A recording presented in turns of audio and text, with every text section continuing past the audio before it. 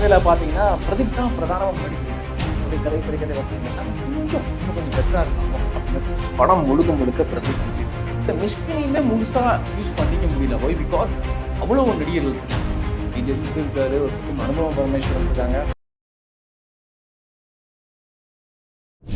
Hello எல்லாருக்கும் வணக்கம். Dragon திரைப்படத்தோட ரிவ்யூ தான் இந்த வீடியோவில் பார்க்க போகிறோம். பிரதீப்புக்கு 2022 லவ் டுடே ஒரு மாபெரும் வெற்றி தாறுமாறி கிட்டத்தட்ட 3 வருஷ இடைவெளிக்கு அப்புறமா டிராகன் வந்திருக்கு. கொஞ்சம் லேட்டு தான், பட் இவ்வளோ காலம் தாழ்ந்து வந்த இந்த படம் எப்படி அந்த எக்ஸ்பெக்டேஷனை பூர்த்தி பண்ணியிருக்கு அப்படின்னு பார்த்தீங்கன்னா, என்னை பொறுத்த வரைக்கும் படம் முழுக்க பிரதீப் ஆரம்பத்துலேருந்து முடிகிற வரைக்கும் மொத்த படத்தையும் தான் தோளில் சுமந்துட்டு அவர் டிராவல் பண்ணியிருக்காரு. முடிஞ்ச அளவுக்கு படத்தை காப்பாற்ற ட்ரை பண்ணியிருக்காரு. என்னுடைய பார்வையில் பார்த்தீங்கன்னா பிரதீப் தான் பிரதானமாக முன்னாடி தெரியுறாரு.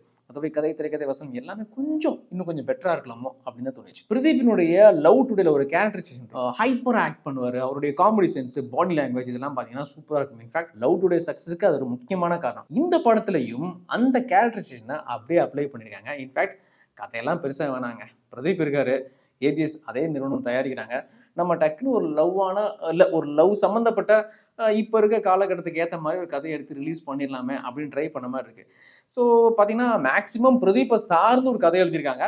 அது ஓரளவுக்கு ஒர்க் அவுட்டாக இருக்குது. பட் ஜென்ரல் ஆடியன்ஸ்க்கு எந்த அளவுக்கு ஒர்க் அவுட் ஆகும் தெரியல. இயக்குனர் அஸ்வந்த் மாரிமுத்து அவருக்கு கரெக்டாக பார்த்தீங்கன்னா 3வது படம். முதல் 2 படம் பார்த்தீங்கன்னா ஓமை கடவுளை தமிழில் எடுத்தார். அதே ஓமை கடவுளை கதையை பேஸ் பண்ணி தெலுங்கில் ஒரு படம் எடுத்தார். இப்போ மறுபடியும் வந்திருக்காரு. ஸோ எனக்கு தெரிஞ்சு அவருடைய ஓமை கடவுளை வந்து பெருசாக ஒர்க் அவுட் ஆச்சுங்க. சமைக்கிட்டு நல்லாவே போச்சு. சூப்பர் டூப்பர் கிட் இல்லைனாலும் நல்லா பேசப்பட்டது. அது ப்ரொடக்ஷன் கம்பெனிக்கும் லாபம், ஆக்டருக்கும் பார்த்தீங்கன்னா ஈவன் விஜய் சேதுபதி அது நடித்த ஹீரோயின்ஸ் எல்லாத்துக்குமே ஒரு லைஃப் கொடுத்த ஒரு படம் அப்படின்னு சொல்லலாம். பட் அவர்கிட்டையும் ஒரு எதிர்பார்ப்பு வந்துடும் நமக்கு. ஓகே, அஸ்வந்த் வந்துட்டார், இந்த பக்கம் பிரதீப் வந்துட்டாரு, சரி என்னப்பா பண்ணியிருக்காங்க அப்படிங்கும் போது கிட்டத்தட்ட ஓமை கடவுளினுடைய ஒரு ஜேர்னர் இல்லை ட்ரீட்மெண்ட் இருக்குல்ல, அதை அப்படியே கொஞ்சம் மாற்றி பிரதீப்புக்கு ஏற்ற மாதிரி கொஞ்சம் அந்த படிப்ஸு, அந்த ஐடி வேலைக்கு போகிறது, ஊதாரியா சுற்றுறதுன்னு சொல்லி ஒரு சில விஷயங்கள் அப்படி இப்படின்னு பண்ணேன். ஆனால் நினைக்கிறேன் ஓமை கடவுளவே கொஞ்சம் வித்தியாசமாக ட்ரீட் பண்ண மாதிரி தோணுது. அஸ்வந்த் கிட்ட நான் இன்னும் கொஞ்சம் எதிர்பார்த்தேன். அது எனக்கு ஏமாற்றம் தான். மற்றவங்களுக்கு எப்படி ஒர்க் அவுட் ஆக போகுதுன்னு தெரியல. பட் ஓவராலாக பார்க்கும்போது பிரதீப் ஸ்கோர் பண்ணிட்டாரு, அஸ்வந்த் கோட்டை விட்டார். படத்தோட கதை என்னன்னா தெரிஞ்சுக்கோங்க. அதான் ட்ரெய்லரில் காமிக்கிறாங்கல்ல, கிட்டத்தட்ட 48 அரியர்ஸ் வச்சிருக்கிற ஒரே ஸ்டூடெண்ட் நான் தான் பெருமையாக சொல்லுவார். அதே மாதிரி தாங்க இந்த 48 அரியர்ஸோட காலேஜை விட்டு போகிற ஒரு இளைஞன் வேலை வெட்டி இல்லைங்கிறத கவலைப்படாமல் ஊதாரியாக சுற்றிட்டு இருக்காரு. அப்பா அம்மா ஏமாத்துறாரு, லவ்வரை ஏமாத்துறாரு, ஃப்ரெண்ட்ஸையும் ஏமாத்துறாரு, சீட் பண்ணுறாரு. ஒரு கட்டத்தில் லவ்வர் வந்து போயா அப்படின்னு சொல்லிட்டு போயிடுது. அதனால வெறுப்படைஞ்சு அப்பயும் திருந்தாமல் வேற வழியில் குறுக்கு வழியில் ஐடியில் வேலை வாங்குறாரு.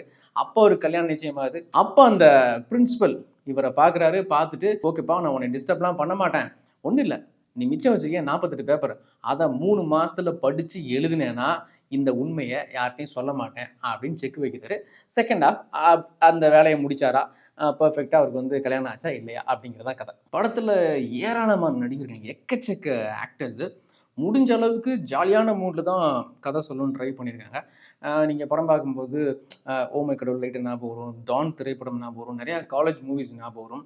ஆனால் நம்ம எதிர்பார்க்காத மாதிரி கதை போகலை. எதிர்பார்த்து நடக்கலைன்னா அது எக்ஸைட்மெண்ட்டாக சில சமயம் முடியும், சில சமயம் நீங்கள் ஏமாற்றமும் அடைவீங்க. எனக்கு ஏமாற்றமாக இருந்துச்சு.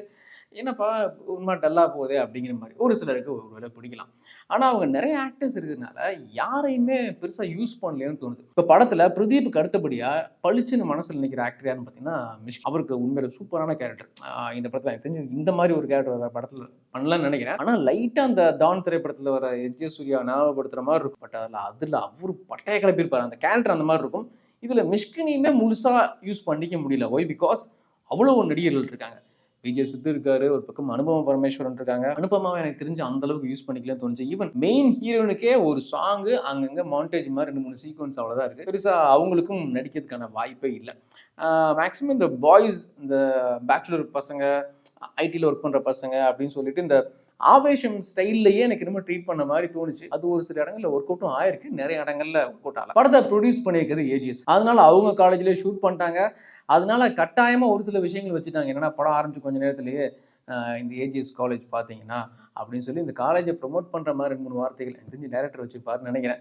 ஒருவேளை அந்த ஏஜிஎஸ் காலேஜ்லேயே ஷூட் பண்ணாமல் இருந்திருந்தா, இப்போ உதாரணத்துக்கு பார்த்தீங்கன்னா ஏதோ ஒரு ஐடி காலேஜ், ஏதோ ஒரு இன்ஜினியரிங் காலேஜ் அப்படின்னு வச்சுங்களேன், காலேஜை நல்லா கலாய்ச்சிருக்கலாம்.